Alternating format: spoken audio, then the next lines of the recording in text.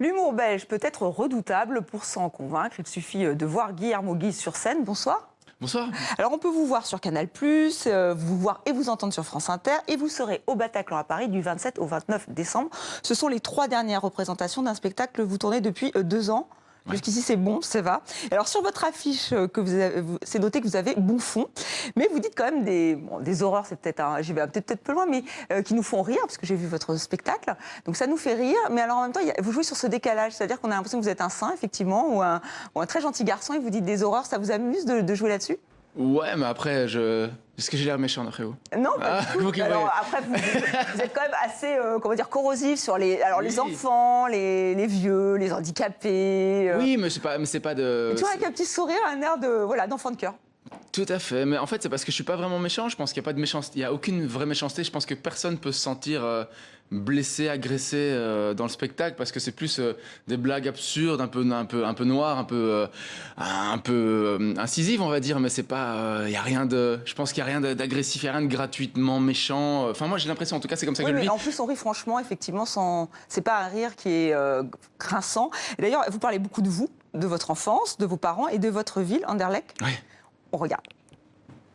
J'ai vraiment grandi dans les conditions qui ne rendaient pas si évidentes le fait de faire du stand-up ou des chroniques radio. Moi, j'ai vraiment grandi avec mon père dans une commune de Belgique qui s'appelle Anderlecht, où il y a une statue de Jean-Claude Van Damme. J'aimerais bien que ce soit une blague.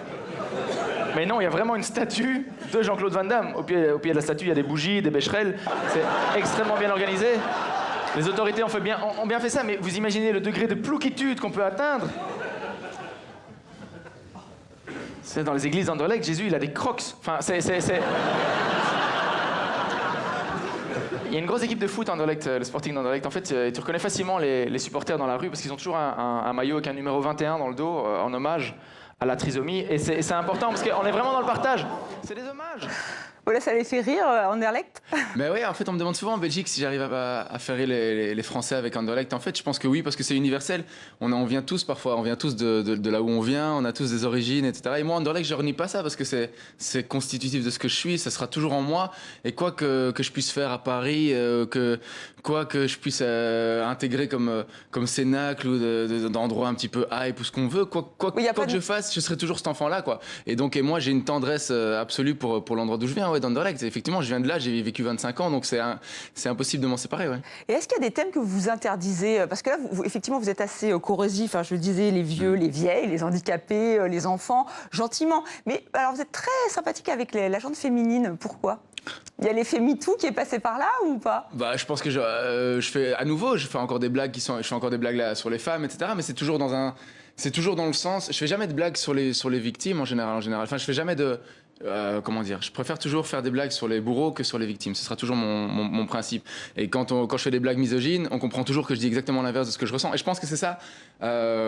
Mon objectif, c'est d'arriver à avoir une connivence suffisante avec les gens pour qu'ils comprennent que je dis exactement l'inverse de ce que je ressens. Moi, ce qui me met mal à l'aise quand je regarde un spectacle d'humour, quand j'entends des blagues, c'est de me dire, tiens, peut-être il y a un doute en fait. Peut-être que la personne, ce qu'il raconte sous couvert de deuxième degré, peut-être qu'en fait, il le pense réellement. Et moi, j'ai l'impression de pouvoir mettre une distance suffisante pour que les gens n'aient jamais cette ambiguïté-là et se disent toujours, bah, s'il fait une blague sur les handicapés, par exemple, bah, c'est une blague qui est, malgré tout qui a de l'empathie. Et j'espère qu'on ressent l'empathie que je peux ressentir pour les gens qui souffrent. Ça, c'est mon objectif. Après, peut-être que j'y parviens pas. Alors donc, vous pourriez faire des blagues, par exemple, sur ce qui se passe en ce moment, l'actualité, les gilets jaunes, tout ça pourrait vous inspirer, ce genre de ce qui se passe? Mais bien sûr, je pense qu'on peut rire. On peut rire sur tous les sujets de société, sur toutes les choses les plus dramatiques du monde, pour peu qu'on le fasse avec talent, qu'on trouve un axe qui soit un axe original, un axe qui soit drôle et qui fasse réfléchir, évidemment.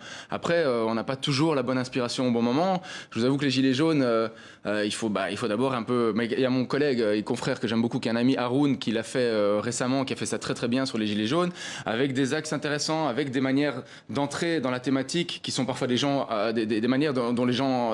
D'ailleurs, là, à un moment, alors rien à voir avec les gilets jaunes, mais là, vous allez jouer au Bataclan, vous en parlez dans le spectacle.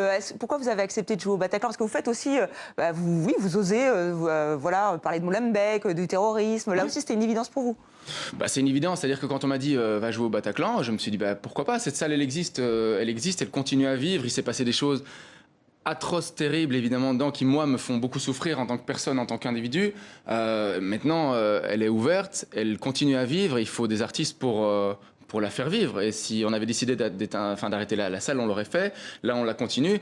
Et moi, j'y vais avec mes blagues. Et je fais partie de ces gens qui considèrent qu'il faut absolument trouver le plus de moyens possible de dédramatiser les situations, parce que voilà, la vie finalement ça passe assez vite et il faut essayer d'en rire le plus possible. Oui, vous dites la vie doit continuer, il y a justement un passage là-dessus qui est assez drôle. Vous êtes avec Alex Vizorek, vous avez décidé de reprendre le Kings of Comedy Club à Bruxelles. Qu'est-ce que vous voulez faire, mettre en avant les jeunes talents belges? Bah oui, Alex et moi on a commencé là-bas, donc c'est un petit comedy club à l'américaine si vous voulez qui se passe à Bruxelles. Il n'y en a pas beaucoup comme ça, c'est assez unique en son genre, et quand il a été question de pouvoir éventuellement reprendre ça, on s'est dit pourquoi pas y aller et donner justement la chance à Bruxelles de devenir aussi peut-être une plateforme de l'humour francophone et justement de développer des nouveaux talents qui arrivent, des nouveaux talents émergents. Et moi, ce que je fais aussi, c'est que j'amène des gens de Paris à Bruxelles aussi pour que le public bruxellois puisse comprendre qu'il y a aussi une grosse scène à Paris qui est en train de se faire, mais pas que, il y a des gens de Suisse qui viennent aussi à Bruxelles, quand on peut, il y a des gens du Québec qui viennent aussi. Donc c'est vraiment une manière pour nous de se dire on a reçu beaucoup de cet endroit-là, et bien maintenant on transmet à notre tour et pouvoir finalement faire tourner la roue et amener le plus possible de talents émergents, ouais, c'est important. Donc la prochaine personne que vous nous invitez à voir à Bruxelles, au Kings of Comedy Club? Venez, il y a plein de gens, venez, n'hésitez pas, venez, je vous promets une soirée de qualité si vous venez au Kings of Comedy Club. Merci Guillermo Guise d'être venu dans 64 minutes. Alors, votre spectacle, vos 3 derniers spectacles à Paris, c'est du 27 au 29 décembre au Bataclan. C'est une excellente façon de terminer cette année 2018. Merci pour l'invitation. Merci.